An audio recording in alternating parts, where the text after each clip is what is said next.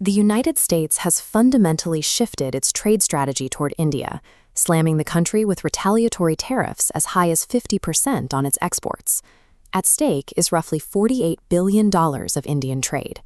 To mitigate the damage, New Delhi is now racing to sign new free trade agreements with other nations, desperately trying to find new markets for the goods the U.S. is pricing out. Yet, in the face of this pressure, India is refusing to negotiate on its most sensitive sector. They are willingly absorbing billions in economic damage to keep one area off the table: agriculture. Washington is using these tariffs as a battering ram, hoping the financial pain will eventually force India to lower its barriers and let American farm and dairy products flood into its domestic market. To understand why a rising power would risk its broader economic health for the sake of its wheat fields, we have to trace the history of the tariff itself and how a simple border fee evolved into a primary instrument of geopolitical pressure. The concept of the border tax began as a matter of simple logistics. In 17th century BC Iraq and Turkey, traders paid local rulers a nisatum, a small cut of their profit in exchange for security and the use of the roads. This evolved into a standard administrative tool for the Greeks and Romans, eventually becoming more formalized by Arab traders. They required merchants to submit a tariff, literally a notification or list of goods, so the state could record exactly what was crossing the border. For thousands of years, these fees were strictly about generating revenue for the state. But by 1721, the British government realized they could use these taxes to pick winners and losers. When high-quality, cheap Indian cloth began putting local British weavers completely out of work, Parliament passed the Calico Act, using a targeted tax to effectively ban Indian textiles and save local jobs. This interventionist approach created the blueprint for the modern tariff schedule. Governments stopped viewing border taxes as simple processing fees and began using them as structured tools of protectionism, specifically designed to shield domestic businesses from foreign competition. The danger of this protectionism is a phenomenon known as the retaliation trap. In 1930, President Herbert Hoover signed the Smoot-Hawley Tariff Act, drastically raising taxes on thousands of imported items to bolster American industry. The move backfired immediately.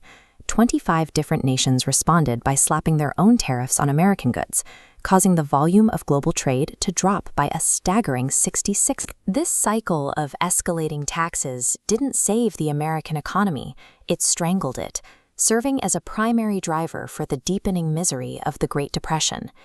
Decades later, the U.S. walked back into the same trap. Citing a $375 billion trade deficit with China, the Trump administration placed massive tariffs on Chinese imports to force a change in trade behavior. China's response was surgical. They hit the most politically and economically sensitive part of the U.S. economy, the American farmer. Beijing targeted U.S. soybeans, corn, and wheat with retaliatory taxes. The results were devastating for the U.S. heartland. China shifted its massive demand to Brazilian farmers, leaving American yields to sit in storage. Eventually, the U.S. government had to issue $28 billion in taxpayer-funded bailouts to keep its own farmers from going bankrupt. This pattern shows that in a modern trade war, the agricultural sector isn't just a target, it's the primary shock absorber that takes the hardest hit when superpowers clash. Having lost much of its leverage in China, the U.S. has now pivoted its focus to India. By stripping away India's trade preferences, Washington is betting that the threat to India's economy will finally open its massive domestic market to American crops. But India's refusal isn't just about current trade math, it's about a deep national memory of the 1950s. Back then, under the PL 480 program, India relied on cheap, low-quality grain shipments from the U.S. to prevent mass starvation. That dependency turned into a geopolitical liability. During India's conflicts in 1965, the U.S. threatened to withhold food shipments to force India to change its military and political stance, effectively using hunger as a negotiation tactic. This experience led Prime Minister Indira Gandhi to vow that India would never again rely on the permission of a foreign power to feed its citizens. She turned food self-sufficiency into a non-negotiable pillar of Indian sovereignty. For New Delhi, these agricultural barriers represent a core requirement of national security. To them, losing control over their food supply is equivalent to losing their independence as a global power. The modern threat is one of sheer scale. American agribusiness is highly subsidized and mass-produced. If India drops its tariffs, these American products could enter the market at prices far below what local farmers can survive on. To see the human cost, look at this workforce comparison. While the U.S. farming sector is highly automated, over 400 million Indians are directly or indirectly tied to agriculture. Flooding this market with subsidized imports would systematically dismantle the livelihoods of nearly half the country. This isn't theoretical. Under the NAFTA agreement, a surge of cheap U.S. corn wiped out over 2 million Mexican farmers, forcing a massive migration to cities. In Haiti, similar tariff cuts decimated the local rice economy, leaving the nation 80% dependent on U.S. imports. Beyond price, there is the risk of corporate control.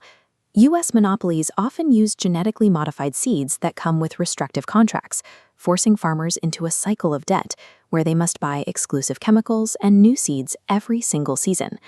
Then there is the cultural and religious barrier in the dairy sector.